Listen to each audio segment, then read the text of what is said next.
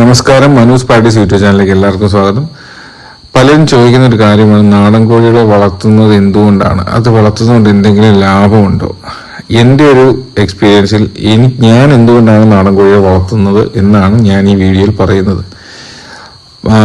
ഒന്നാമത്തെ കാര്യം, നാടൻ കോഴികളെ വളർത്തുന്നതുകൊണ്ട് ലാഭകരമാണോ എന്ന് ചോദിക്കുന്നിടത്ത് അത് ഓരോ സ്ഥലവും ഏരിയയും അനുസരിച്ചിരിക്കും. ഇപ്പം എൻ്റെ ഒരു സ്ഥലവും ഏരിയ എന്ന് വെച്ച് കഴിഞ്ഞാൽ നമ്മളൊരു ലിമിറ്റഡ് സ്ഥലത്ത് അവരെ ഫുള്ളായിട്ട് തുറന്നു വിട്ട് വളർത്തുകയാണ്. പക്ഷെ അന്നേരം വരുന്ന പ്രശ്നം എന്ന് വെച്ച് കഴിഞ്ഞാൽ നമുക്ക് അവിടെ പച്ചിപ്പ് കുറേ നാളുകളായി അതിൻ്റെ അകത്ത് നടന്നു കഴിയുമ്പോൾ അതിൻ്റെ അകത്തെ പച്ചിപ്പ് എല്ലാം തീരും.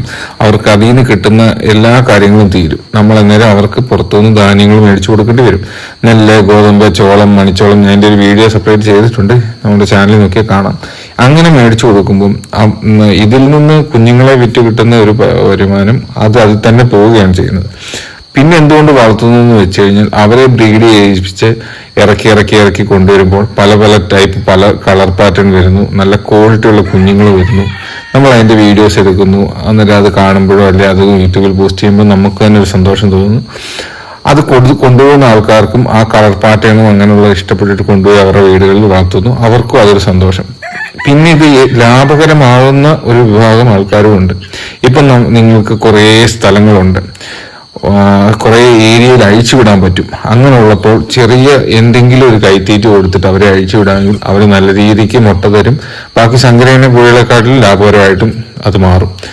പക്ഷെ നിങ്ങൾക്ക് മുട്ടയാണ് ആവശ്യം, ഡെയിലി നമുക്ക് മുട്ട കൊടുക്കാനാണ്, മുട്ട സെയിൽ ചെയ്യാൻ, അങ്ങനെയുള്ള ഒരാൾക്കാർ ഒരിക്കലും നാടൻ കോഴികളെ വളർത്തിയിട്ട് അതിൽ നിന്നൊന്നും ലാഭം എന്ന് പ്രതീക്ഷിക്കാൻ പറ്റില്ല.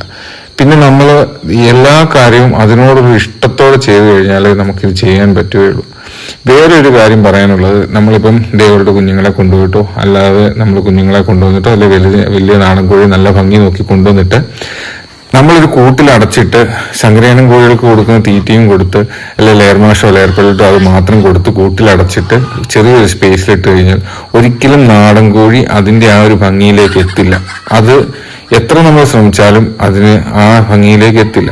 അവർക്ക് സ്വതന്ത്രമായി നടക്കാൻ ശകലം സ്ഥലമെങ്കിലും ഒരുക്കി അവർക്ക് മണ്ണിൽ കുളിക്കാനും ചിക്കി ചെയ്യാനും ഉള്ള അവസരം ഉണ്ടാക്കിയില്ലെങ്കിൽ ഒരിക്കലും നാടൻ കോഴികൾക്ക് അവരുടെ ഭംഗി കിട്ടില്ല. പിന്നെ പ്രകൃതിദത്തമായിട്ട് സപ്ലിമെന്റ്സും കാര്യങ്ങളും കിട്ടാത്തപ്പം നമ്മളത് കൊടുക്കുകയും വേണം. അതിന്റെ വീഡിയോ സെപ്പറേറ്റ് ഞാൻ ചെയ്യുന്നതായിരിക്കും.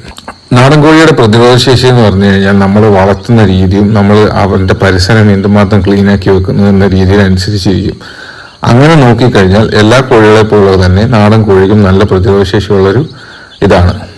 പിന്നെ മുട്ട ഉൽപാദനത്തിന്റെ കാര്യം പറഞ്ഞാൽ ഒരു 12 to 18 മുട്ട, അതിൽ കൂടുതൽ നാടൻ കോഴികൾ ഇടാറില്ല. അത് എന്റെ എക്സ്പീരിയൻസ് ആണ് ഞാൻ ഈ പറയുന്നത്. അത് കഴിയുമ്പം അവർ അടയാവുകയാണ് ചെയ്യുന്നത്. എന്നിട്ട് അവരുടെ തന്നെ മുട്ട നമ്മൾ കളക്ട് ചെയ്ത് വെക്കുന്നു. നമ്മൾ കുഞ്ഞുങ്ങളെയാണ് മാക്സിമം കൊടുക്കുന്നത്.